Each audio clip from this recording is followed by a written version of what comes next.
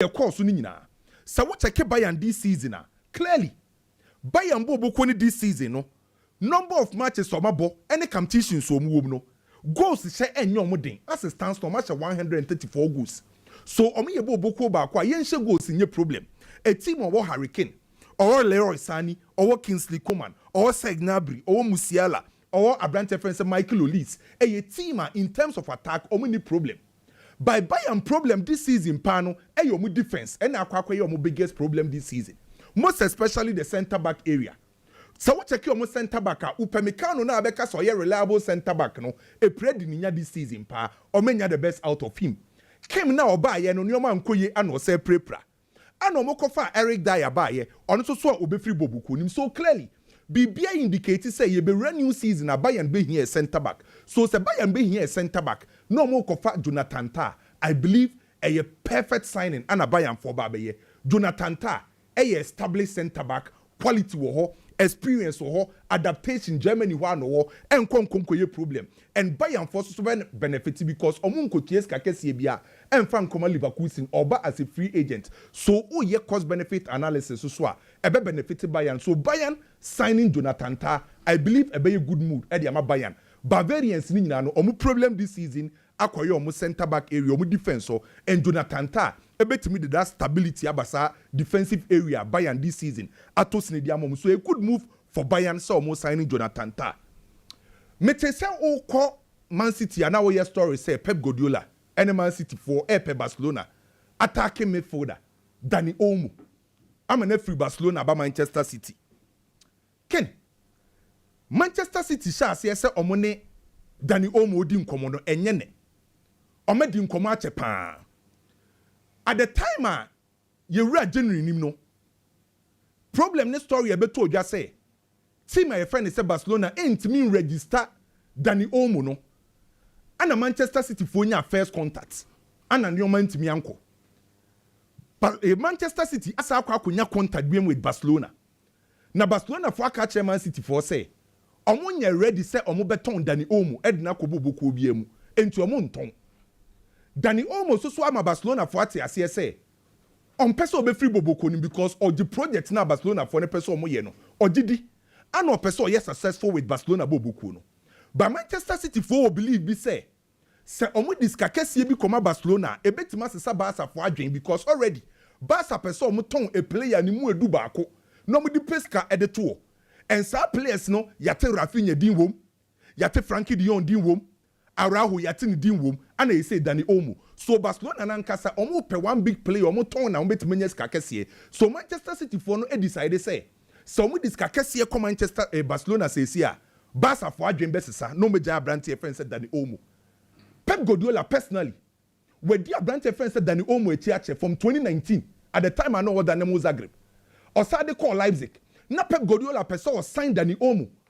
And Abrante friend said Valdio nyina bom. And omunya Valdio bo mentimi nya Dani Olmo. So oye player ba kwa Pep ankasa e penasema wa follow Abrante na che.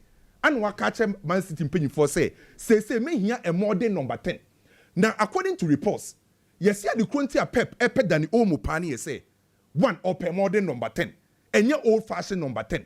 Or promo me modern number 10 a omote sa role na se peyi ohun se Dani Olmo e modern number 10 de toso mienu or pe a midfielder na sa attacking midfielder or you very creative Dani Olmo e creative or obi obetima connected from different angles and zones and so what check Dani Olmo say pretty behind the main striker or connected from the deep or to me connected from the left side from the right side and at the forward line area to connected from different zones and so yes our player na Pep Penibino at the same time oyobia in tight spaces obetime movie and obesama or goals and the Pep Guardiola sha Abrante friend said Dani Olmo ni profile no osiope by as it stands now Barca so monton Dani Olmo si on person obeko by Man City for ogidi say so mo diskakese ekọ Barcelona on betima sesa Barcelona for adwen metie Carlo Ancelotti ne press conference no na baby kakra bi tache me Carlo Ancelotti say odo Real Madrid for so dono na mre bi dura uye coach a ewo so osesem mre bi dru na so ye club ewo so osesem most especially say what try so be face ade na abayemfa na wagemu na wakobe bi foforo even ye nipa a enye football pokra no nipa bia no se wo baabi na wo ye adwuma nneoma nkoyi what try so be face na enkoyi a uje mu na wokọ na dimpa na wo kakra no etimi a protect ene no ana Carlo Ancelotti etimi aye ken on say ye taika asem bi say ade ba ko e ma Ronaldo ni Messi special e ye omo longevity nkofo se omo ntia se how are Messi ni Ronaldo e gino mo na so ache pa na mo ye special nye player bia na obetime gina na so ache sa longevity no oba coach ma eno bi na Carlo Ancelotti aye no Carlo Ancelotti e shase so be head coach on say na oye assistant coach Edema Rodrygo in 1994 World Cup Italy ko ye no by say obe head coach pa na shase from 1995 from 95 e be seen e ye 30 good years yenya Carlo Ancelotti in the era of Marcello Lippi, Fabian Capello, Sir Alex Ferguson, Arsene Wenger, Bobby Robson, Trapattoni. Sa era no, na Carlo Ancelotti ni omu compete or ye successful. Ye free sa era e benya Jose, Pep, Klopp, ye benya Diego Simeone Benitez. Ye nya Carlo Ancelotti a sa era no so sa ni omu compete ye successful. Ene yaba benya the new school of Arteta, Xabi Alonso. O sa ni omu compete.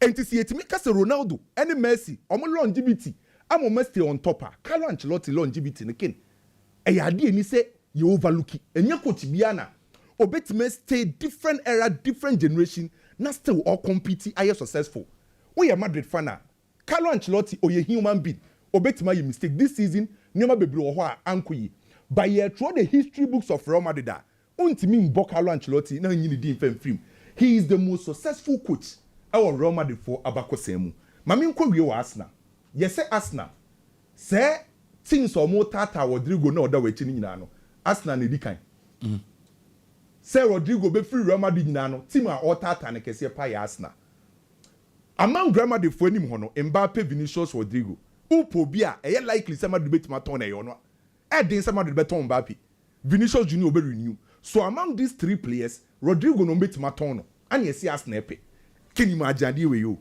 Bukayo Saka on the right, Rodrygo on the left. Also, Rodrygo ni position Paul Pepane on the left too. Bernard Vinicius Junior unti Onyambo. By any time you are Real don't be to left side in the performance. So imagine say Arsenal, Rodrygo, Bukayo Saka, na Martinelli bi wo. By ye dey nkasa. Say omo pair Arsenal for pair. Car verse in top. Oh, some be striker. Okay. Say Arsenal for pair. Omo mfambe swap do Saliba ne Rodrygo. Saliba Rodrygo. No mo be. One be twa bia soso. Say o say Arsenal twa bi soso. Arsenal twa bi soso. Omo de Saliba beje. Omo de Sikaka Saliba ho. Beje Rodrygo. Ana Real Madrid center backs omo penny na personally. Ken dia me penny pa no. Eye Bastoni. Well, Odolson. Kwame Seope Bastoni Echen Saliba.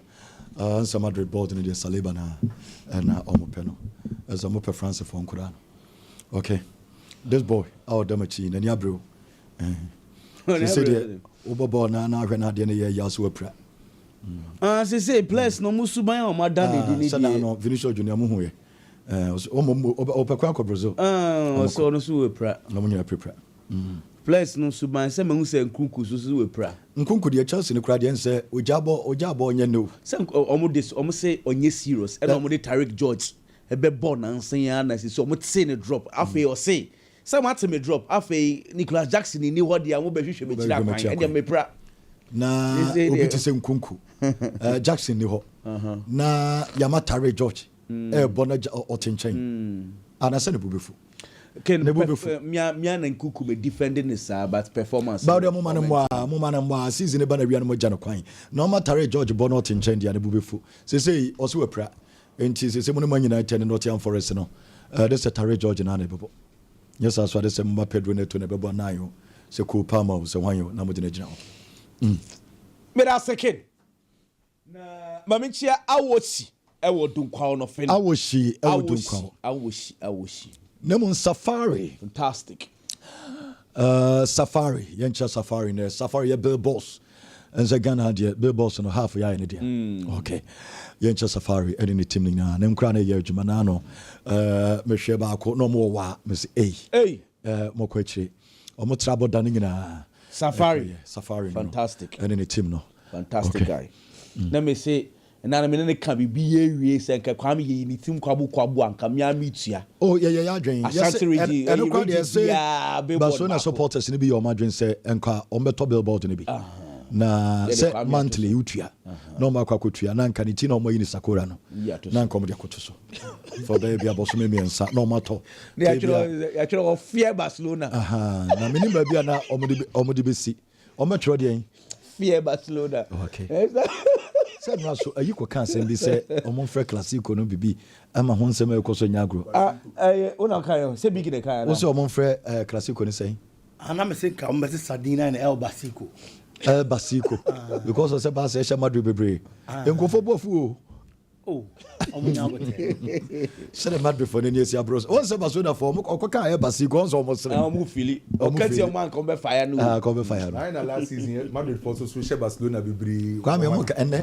ye kan na sama o say la last ye nko ye chibie mo kwa na sam na ye kan na sama very ye too can me that say na the tiene say Mama Isha say free Madrid camp. Na me ni wondin komo. Eni ma ekoso CA me na ka say Madrid, Chelsea, Arsenal, Liverpool. HAC for one player. Na meetings upon meetings na ekoso. I won't come na me ba be sha say free. Okay. Na Madrid recently Florentino Perez hardly saw beti sika to defender. The last time I was telling you say the whole idea was to get a back forward. Omunina a free agent last year because no more Trent free, Rodrygo free, Lenny Euro free, Alphonso Davies free. It's Kechira wano zero cost. And Alphonso Davies wama anye Lenny Euro die and I'm catch boy and say boy season e be na we ya no aba. And the man you focus to assisted 2 million. And yes, amount for Obia baby to assisted 2 million. Move us as the canny bimra, and yes, I lady you on the tono. And the man you. Madrid first Omuntia, or 1 million. And a boy no so anye. It's free now no more per which on Omenia, Trent and Omenia. Hardly someone said Madrid at Sisika may control defender. Now, and now no more for Jabi Alonso. Send your Madrid for who can bo mumu chin ye koto defender center back ye koto left back. It sounds we know say your defense is strong. We cannot compete with defense no. Ye for the media cham say kine benei. If Florentino Perez feels very well say defenders way until you move form club World Cup. And they know just our defenders say Carlo Ancelotti and from what season you know. But you ultimately come on and say defenders way Madrid feels to say if they are not capable, why did Florentino Perez allow Carlo Ancelotti to use these defenders throughout the season when clearly Carlo Ancelotti a cast up a center back or be fino even in January or Kai or fino to the extent say Madrid ampa say 50 million and no muso muntia make Dean Hujsen and come busa for and come me the bomb of 4 center back be. Nima many papa fi Netherlands, but eja obetna Mabella Spain in term, and na onyi into the dino won say a dino a star bika krama minchim. The dino wa hwe ya boss ubo dino because a Dean Hujsen and na bibi. The Dean Ankasanka san can the Dean Hujsen. Aha. Akoda we na make an asim. She say Obama Spanish national team, very good defender. Or your Juventus for Aquada. In fact, let me explain this. When you say now Malaha, Barcelona for the corner home first. Hoidi Cruyff. Those days no Yejuma Obasa. No more pa Aquada. Only Ronaldo you in the future. I remember 4 and 5. This guy and almost 14. In Kayeke, Komotono, and by this time Ronaldo you ne Dean Hujsen and never 4 and 5. But we call Hono Juventus former Kellini Frank Quran says open acts or defending a brand Juventus. And no DH called Juventus. One in name was Juventus for say a boy no mu ye, and I'm look loan Roma. And now you are bomb of Fakofana. But last year, you have 15 million. And I'm buying the clause I send a contract. We say club will be penwa. Release clause near 50 million pounds. 50 million pounds, no. Chelsea for a bomb of force, no problem. What trigger? What Fakwanako? It's go and talk to the boy. Chelsea for near Kwadana Kasa. Akwara ne papa and any agent. Ni papa na ye na agent, ni papa so bobo kakra. Enti Chelsea ne papa na kasa, Arsenal ne papa na kasa, Liverpool ne papa na kasa. Madrid de omo kwa hono omo ka so buntua 50 million. Only for enra ne enne. Afei Xabi Alonso the pressure to Florentino Perez so sir. Afei Florentino Perez on one pa. Madrid 50 million akofa a 20-year-old. And some Madrid for this we are desperate. It does not happen. And see that Florentino Perez. So on pressure say all of a sudden the man is willing to pay for defenders because he knows that the defense is weak. It is say Madrid first shows okay. Xabi Alonso more pressure. Boy no anka sanka no. What the ni nyina to table no so a Madrid first. Chelsea probably second. Liverpool, Arsenal so di echi. It is say 4 clubs say me bo mu nkomo ken. Obi any boy ni bibia wie. Akasa boy no e be take decision but it looks like boy no want to go to Real Madrid. Into Madrid for na was so mu quote 50 million no e ho na ye twan sisi bomb of for director of football e fe Pinto. Thiago Pinto. Now, you see that man no Ken I hwe ne ma yo. Or a former footballer 39 years but ono na Roma na kofa boy ni from Juventus from kwada ni do call Roma. And obey Juma or bomber for us, so they are quite an naba. In fact, Papa no will say, or no, say, if you want to get to the ball, you talk to him. Yeah, trying decision be a babyano. Dean Hujsen. Hey, Madrid Ampa, 50 million. Abobiacho. Can you say?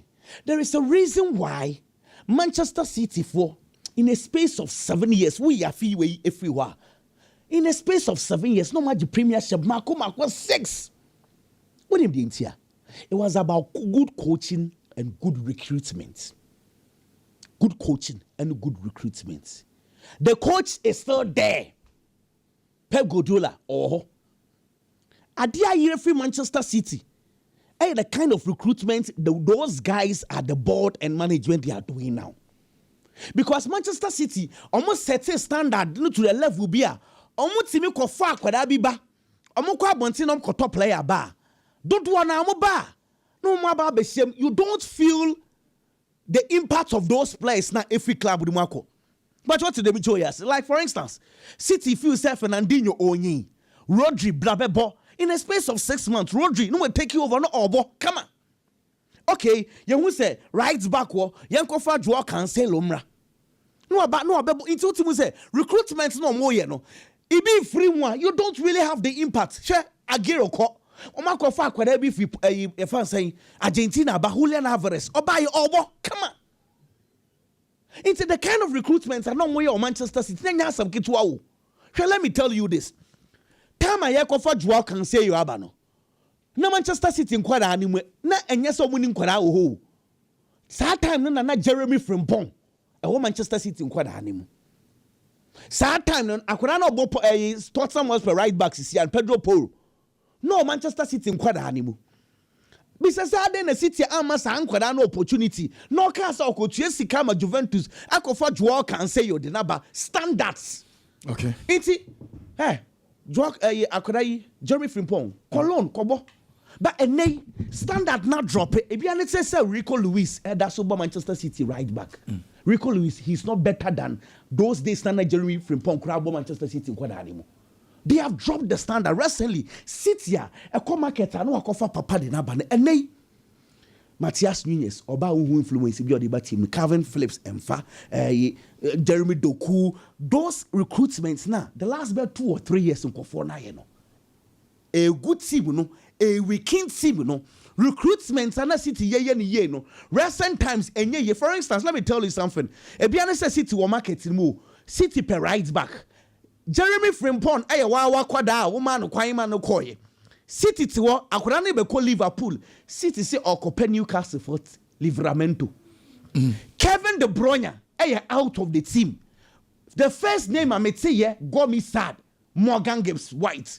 I'm so Umo turning Manchester City to its club. The best the best player obeti me replace Kevin De Bruyne. A boy non friend flowing veteran. Ken David uncle sir Mr. Uncle see Ken that Kuna nkasa kro ba mu so asem foforo nkra na bebre amotena krom sana na no so ayi bibia ho we dem fa ncheme na ye ntoaso mfiri ho say ana kwa me nya no ano no nkra no ka se ompem organ bi so ayet na nya mo level ani mo organ de come say there standard norm dey eba no dey yet say organ bi so ayet will be a legend but I bet 10 years in here.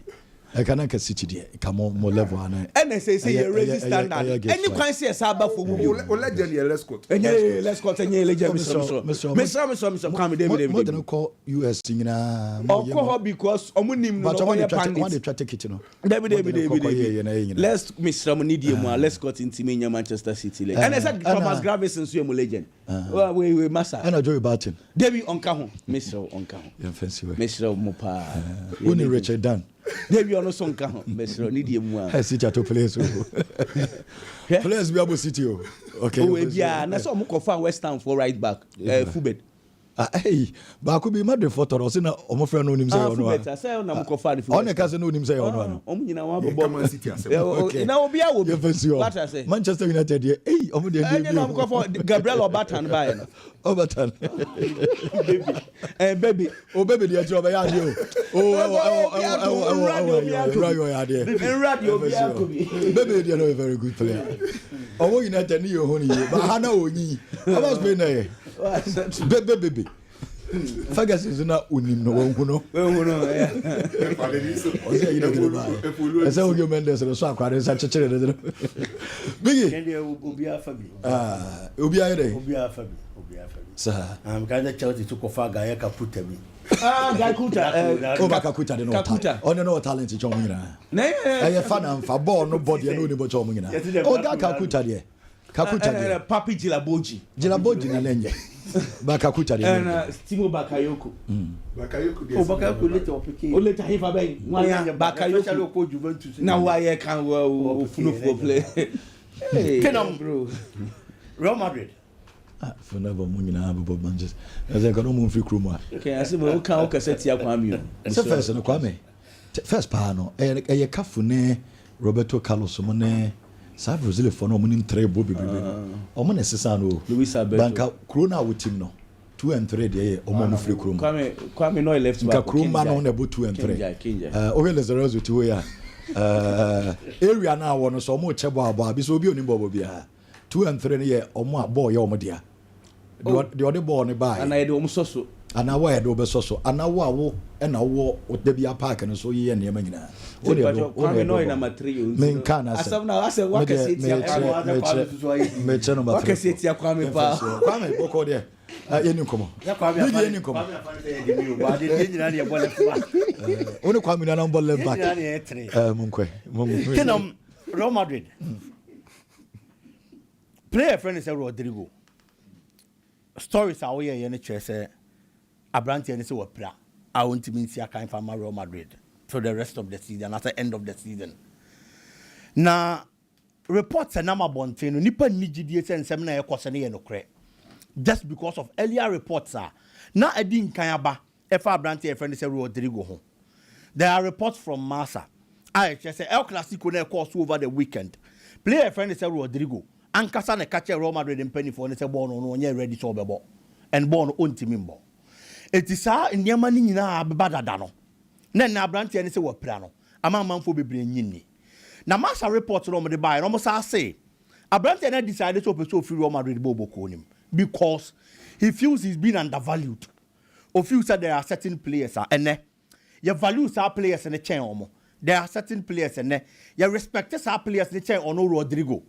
And omu bodin ebo player friend say Kylian Mbappe ebo Jude Bellingham edin these two players ken ewiase football no a business and businessman be happen to be protecting the investment it is a businessman be adwuma wow the returns bre no wow the sika bre no wow the mfaso be bre no wow ya de be ma business na ko animu no wo sa nipa ko no ba be nyo odosoro nko bi enso we de mawo so Real Madrid decided. And as a Madrid in penny for a decided. So these two players, omo value omo dia chain a player friend say Rodrygo. You are going to ask yourself say why? Except for that say omo yes sir. And I say anything kasaba. Personally, me feel say kenni say sir. But individual difference inti. untimi nkyere obi o ye investment and also managing a club kwan obefa so they adoni players Ken Rodrygo is a fine player, he's a quality player. Watena Real Madrid for some years, performance over the years saying it here ball no body amount no credit, but football gradually, especially when you're a forward line player, a moving from just playing the game to the numbers game. Last 3 seasons na player a friend say Rodrygo any other players Real Madrid na Benzema ho ye ball season new year no na Benzema share 19 goals, Vinicius Junior share 10 goals, Asensio share 9 and Rodrygo share 9. Omo boss our season new year no there's a new season 2023-2024 season. The top scorer for the previous season and Benzema oko Benzema kwa you expect other players so be step up because say you find new player de na bampoa you dwendwene say say me afei no be adaptation na wa settle well with team ni mo etu be expect so mo ma catch no a omo nim team ne dada omo nim terrain no be step up na ne ma akon kan de ama omo last season asem na make kan Jude Bellingham steps in as a midfielder. Jude ever be ball Real Madrid or be the top scorer for the team or share 19 goals. Vini that season share 15 goals. At least Vini there has been an improvement upon the numbers from the previous season and Akaim Benzema or Joselu ever be share 10 goals and a player friend is Rodrygo and to share 10. 10 no be share you know. He's a player. Player friend is Rodrygo in a lot of minutes and change Joselu. Now Jude Bellingham a new player and a midfielder for that matter. Obama numbers and the change Rodrygo. And certainly, even in the lips of the supporters, Omobasha Asia Bossa Branty ding their chain. And your time, and your penomum pewasem. But as a forward line player, football at Kai Omoya no Muma goes. It is over to say you boju dia. And the money mon amo muboni ding. Over to say ye favano or ya man for favorite. And the money muntra. We enter a new season. Now Kylian Mbappe also steps in. Mbappe by in the first season for Real Madrid. Also Baba Beshe 27. Vinicius was 11. At least there is that consistency. Vinicius 10, 15, 11. Onone diaba. Jude into so Baba Beshe 8. Again, for 3rd season consecutively. Player friend is Rodrygo and I had the 4th top scorer or Real Madrid team nimu or Baba Beshe 6. Because on your bone be more. Ken Rodrygo, he gets the opportunity to play. Season now only Hoselu goes 10 penal. He played more matches than Hoselu. But yet, Hoselu share 10. Na say Carlo Ancelotti tactics na obono. Rodrygo be ma so no botu ana. Omotu. Oh. Omotu. Say boy nyam nkwa na mehwe. Oye forward line player. Mr. Boy nyam nkwa na mehwe. Me mehwe bi. Ana me say boy ya wo kana asemi. So de ne bam say omra me gina right wa. Number 2 no obo. Say pressure o Madrid so. Na say da bia o mu gina chiro nti pressure wo da bia o kwa chiro. Nti o mananim nti e de nti ma de goes na assess ne sese. Or the Bama as a right winger as a right. When there is pressure, other players drop so be supported, but they are getting the numbers. But you said this season, boy no more boy, and never didn't say this boy being goose. Can what about the previous seasons? And until I did the last 3 seasons, I am fatum. Okay. It is our previous seasons and then swear. It is a boy, yeah, Mutin in Concome, Mujaman, Emwo, this guy, on your play like it well. Can say you know what drink we more than a left to our bar, we move is over to Mabubi. Okay. Ye pay you that way. Now ye pay Mbappe Masema. It is because of the kind of performance or more dynasty. It will do sad stage we are. Play another there are 2 things you have to do. Ube stay silent. Now why you were Juma na kasa the amount. And also if you say if you are not respected enough, ube pay opportunity to baby I be more respect no. No one dream find their bubble. And I believe say at this stage and only idea was our brand any year. But me there and Kamenya and Kon train kakra at least coach na no kita no do boss our game no. He is leaving. There is a new coach coming in. Ebiana under the new coach Zabi Alonso no. Na fortunes and that's a Sunday amount. Na niema ko so Rodrygo to me bob sem krana. We sure say Zabi Alonso be drop Vini Mbappe ama Rodrygo abo. Ken so work harder. You nim the found harder be work. Maybe say we sa Madrid instead of club no. Omo si ye omo niema no. Coach bi betimi be drop say 2 players and like I say Rodrygo there the form now one inti. Me mamienu we ba kwa chenche. Ken I continue na make hard work and say enye instantly so buy na was Vini na bench Mbappe na bench there be for that obi anyone more better here. But say constantly, one of these players' performance drop it. Not constantly. Rodrygo is also working hard. Anytime we opportunity to be he plays better than that other player. Certainly, coach be open results. We have decided to obey you.